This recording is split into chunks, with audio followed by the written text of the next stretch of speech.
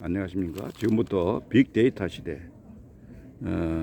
CEO의 조건이란 제목으로 통찰력을 갖고 싶은가, 그러면은 빅데이터를 들여다보라 하는 이런 내용으로 여러분과 함께 공유하도록 하겠습니다. 취업 면접관은 여러 가지를 살피는데 그 중 하나가 금세 조직을 박차고 나갈 사람은 아닌지 하는 것입니다.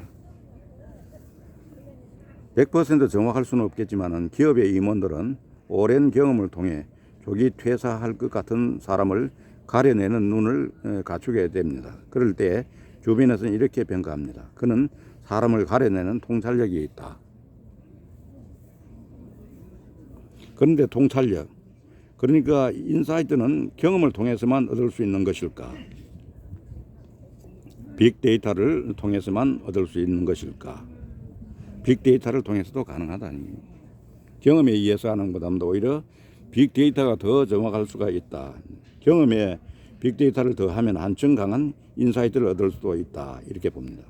복사기로 알려진 제록스는 콜센터 상담사의 조기 퇴사 문제를 빅데이터로 해결했다고 그러는데, 그간 쌓인 이력서와 심리 검사 결과로부터 조기 퇴사자의 특징을 도출하고 그런 특성을 가진 지원자를 아예 고용하지 않음으로써 조기 퇴사율을 20% 줄였다고 합니다.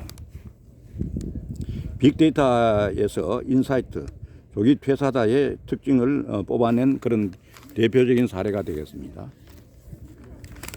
그러면은 직관적, 주관적이 아닌 객관적 인사이트에 대해서 한번 알아보겠습니다. 빅데이터가 넘치는 세상에 우리는 10년, 20년 전과 완전히 다른 세상에서 살게 되었습니다. 이제 빅데이터를 어떻게 활용할까를 고민하는 시대입니다. 빅데이터를 잘 활용해 인사이트를 뽑아내는 것이 성공의 가늠자라고 볼 수 있겠습니다. 사례는 차고 넘치는데 주력 사업에서 얻은 빅데이터를 이용해서 주력 사업보다 더 큰 신사업을 일구기도 합니다.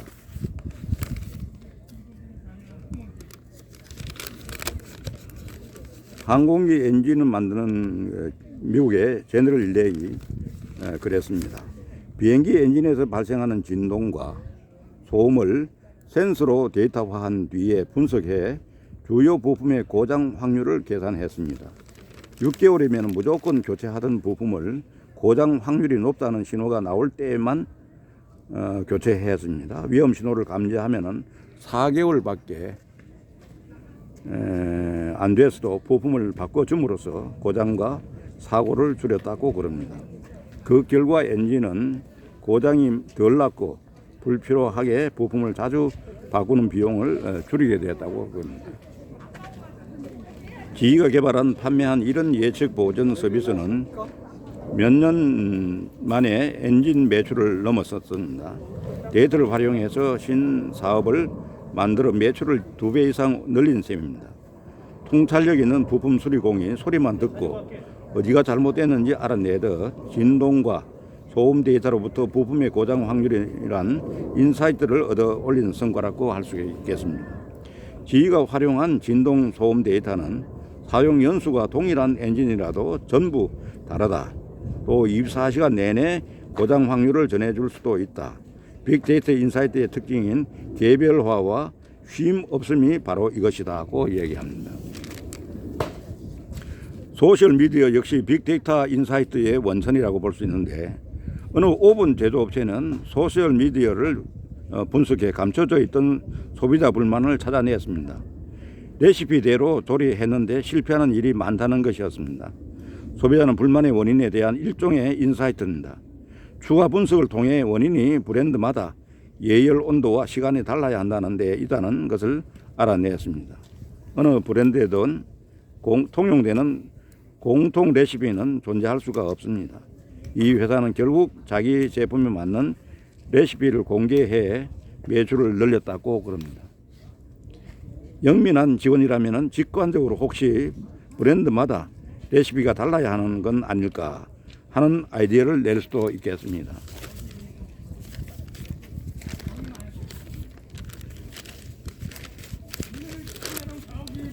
하지만은 그건 어디까지나 주관적인 의견일 뿐이고 반면에 수십만 소비자의 글을 분석해 얻은 소셜미디어 인사이트는 객관적이라고 할 수 있겠습니다. 이런 객관성 또한 빅데이터에서 뽑아내는 인사이트의 특징이라고 할 수 있습니다. 이젠 너도 나도 빅데이터에서 인사이트를 뽑아내려 하고 있습니다. 가치 창출을 위해서다. 경영학적 표현을 동원했지만은 가치 창출이란 쉽게 말해 기업의 매출과 수익, 고객 만족 증대 등입니다. 정부나 공공기관이라면 국민의 안전, 행복, 자부심일 것입니다. 인사이트는 이런 가치를 만들어내는데 필요한 새로운 지식이나 통찰력이라고 볼 수 있습니다. 일반적으로 이는 해당 분야의 전문 지식과 오랜 실무 경험에서 얻었다고 볼 수 있는데 이젠 여기에 더해 빅데이터를 분석함으로써 인사이트를 한층 확대 강화할 수 있게 되었습니다. 하지만 이건 거저 얻어지는 게 아닙니다. 기업이든 공공기관이든 의사결정자가 빅데이터를 알아야 합니다. 데이터 과학자에게 무조건 인사이트를 내놓으라고 하는 건 어불성설입니다. 고객과 식당, 셰프 간의 관계를 생각해 보면은 당연히 주문하는 고객이 의사결정자고 당신은 요즘 스트레스가 심하다. 음식으로 그걸 풀고 싶다. 즉 당신이 원하는 가치가 스트레스 해소다.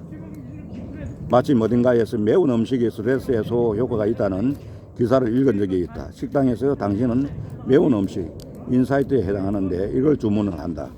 그러지 않고 셰프를 불러 다짜고짜 스트레스 해소할 메뉴를 만들어 달라고 하면 아마 셰프는 당황해 쩔쩔맬 것이다.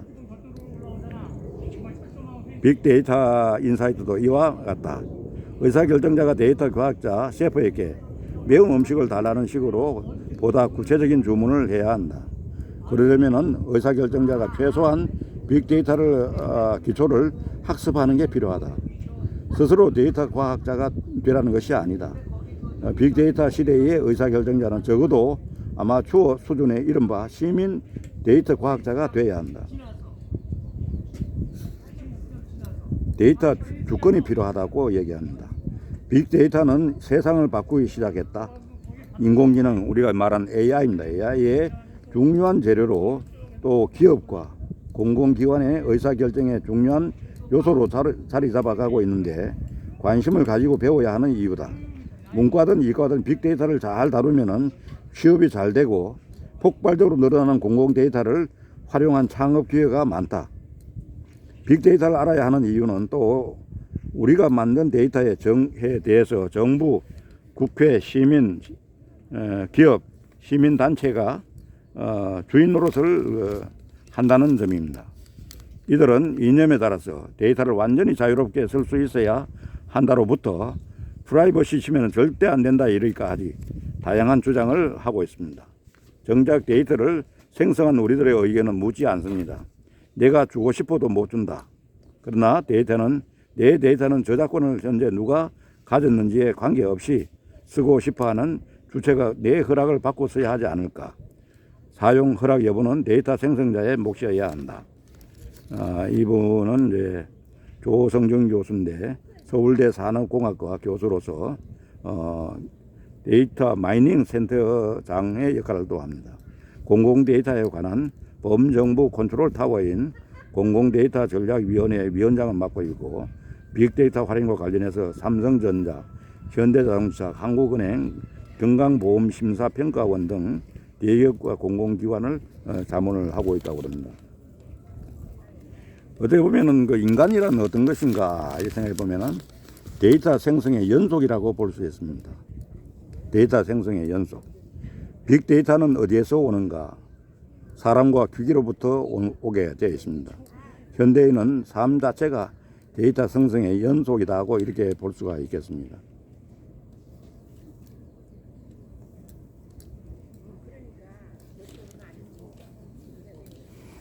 앞으로는 빅데이터를 이용해서 AI로 분석해서 우리가 얻고자 하는 결론을 얻어내는 그런 세상이 되었습니다. 여기에 맞추어서 우리가 이런 분야에 관심을 가지고 보다 더 노력을 한다 할 것 같으면 우리가 보다 더 앞으로 다가오는 세상 4차 산업혁명 시대에 맞는 어떤 그런 제대로 된 역할을 할 수 있지 않을까 하는 이런 생각에서 같이 한번 공유해 보았습니다. 감사합니다.